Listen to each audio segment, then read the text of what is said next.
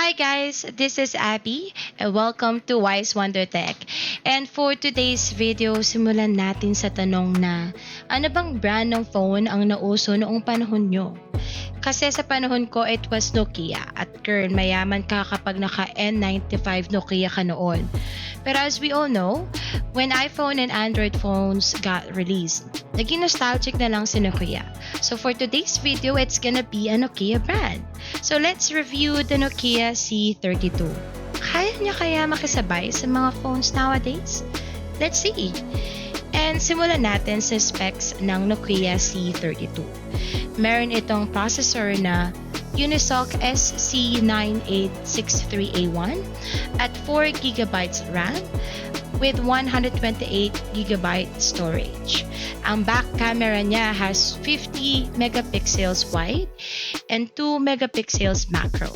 At ang front camera niya has single 8 megapixels.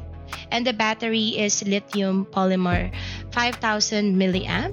At ang body ay gawa sa glass, front and back, plastic frame, and scratch-resistant glass at rated IP52, which is limited to water spray or water splash. Ang OS ay stock Android 13, pero kahit na stock Android siya, nag-lag pa rin minsan, which is a known issue sa Nokia.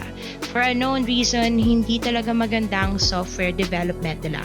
Kahit sa premium phone nila, na-experience yung lag sa phone.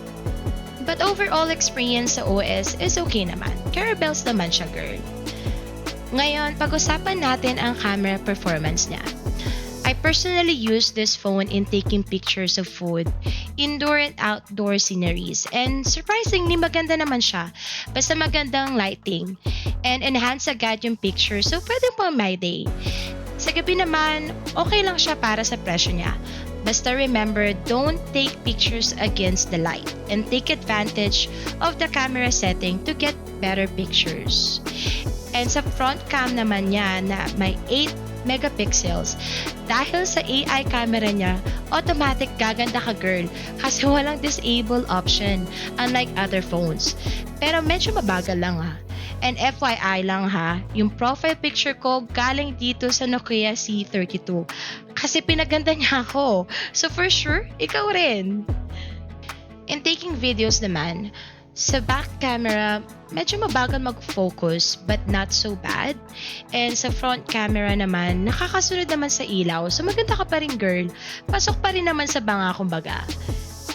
And sa gaming naman, na-surprise kami na kahit Unisoc SC9863A1 lang yung processor niya at has 4GB RAM lang, kaya niyang i-handle yung Mobile Legends, PUBG Mobile, Call of Duty Mobile, and Firelight sa low settings. Pero sa PUBG Mobile, medyo matagal lang mag-render yung background image minsan. And sa Firelight naman, may konting lag pero may enjoy mo pa rin naman maglaro. Sa Call of Duty, wala kaming na-experience na lag, pati na rin sa Mobile Legends. So kahit jowa mo, girl, gagamitin phone mo for gaming. So guys, palagay nyo, nakasabay ba talaga ang Nokia C32 sa mga phones nowadays? For me, oo. Bakit? Kasi 5,500 lang siya. Pero it can perform better than other budget-friendly phones na na-review na before dito. Especially with the kind of processor it has. Tapos, stock Android pa.